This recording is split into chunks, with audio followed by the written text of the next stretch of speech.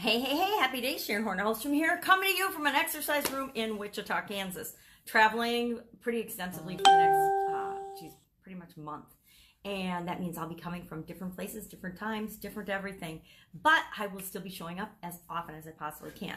Now, today, the expression we're going to talk about is the drop in the bucket. A drop in the bucket, just a drop in the bucket. It gets various iterations, and I use it in different ways. But here's what drop in the bucket means to me, in addition to what it means. It's, of course, from the Bible, Isaiah 9:15, and it means, I think it was used as a drop in the ocean. We're just a drop in the ocean, meaning compared to everything else, we're just this very teeny tiny insignificant thing. Or maybe it wasn't and isn't referring to people. We can say a drop in the bucket if we're raising money for a charity or something, and we raise, say, $100, and we need to raise 100 million. We might say, oh, it's just a drop in the bucket. But here's the rub. Here's the thing. A drop in the bucket is something, right? It only seems small when we're comparing it to the whole. But guess what? We don't have to compare ourselves to the whole. It's like when we're building our business or going for our ultimate goal. Say you want to build a billion-dollar business, and you start out, well, you don't start out making $1 billion overnight, right? You start out making maybe $100,000 your first year, or $1 million your first year, or, $62,000 your first year. It depends. But that's not, it feels like it's just a drop in the bucket because you're like, oh, I only made $100,000 and I want to make $1 billion. Well, guess what? That drop in the bucket still shows progress. It still shows action. It still shows that you're moving toward what it is that you want. So instead of comparing yourself to the $1 billion, compare yourself to where you were before. Maybe this year you made $1 million. Last year you only made $400,000. Whatever it is for you. Oh, that looks really funny when my arms... Okay, I'm having too much fun with this. There's obviously a mirror in back of me in the exercise room. So, drop in the bucket. To me, it signifies action and movement toward what I want. And if you approach it that way, I think that it's a really positive way at looking at progress. But most people compare, and comparisons are the quickest way to death as far as I'm concerned.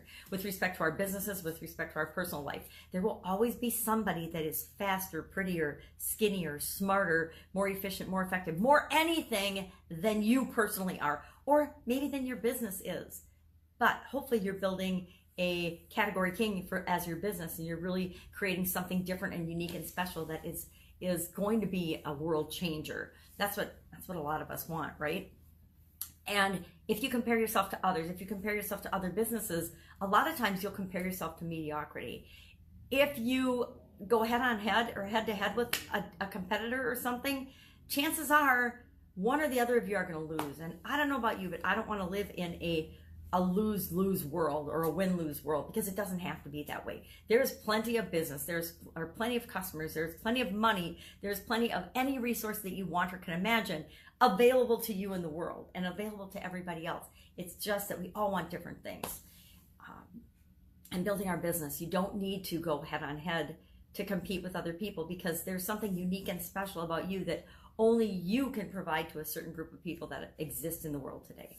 So comparison, drop in the bucket, to me feels like comparison, and comparison often makes us feel insignificant. It makes us doubt ourselves. It makes us wonder if what we're doing is worthwhile. And I would contend that more people quit when they're trying to build their business or grow their business and just give up and go out of business than succeed, a lot of times because they're comparing themselves to others. They're comparing their business to other business. Or they're not finding what's unique and special about them and sharing that with the world. And until you do that, it can be a struggle. It can be hard, because you do feel like you're just another drop in the bucket. You're just another Me Too service or product. And that number one, it doesn't feel good to you. And if it doesn't feel good, it probably doesn't feel good to your customers or your potential customers.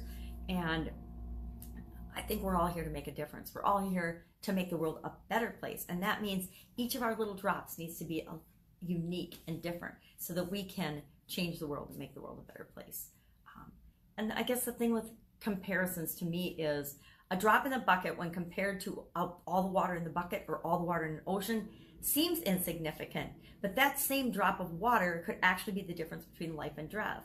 If that drop lands on an animal or a plant in the desert, that could be the difference between whether that little living being dies or lives, right? So then that drop of the bucket is the most important thing in the whole wide world, at least the most important thing in the whole wide world to that plant or that animal.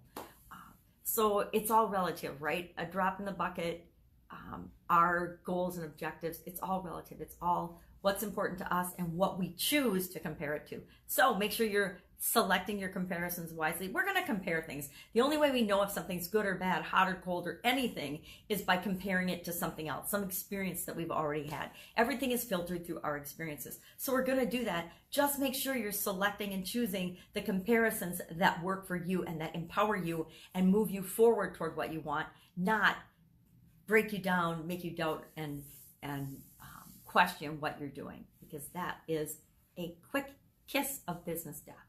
Ask me how I know. You got to ask me one-on-one and I'll share some stories with you.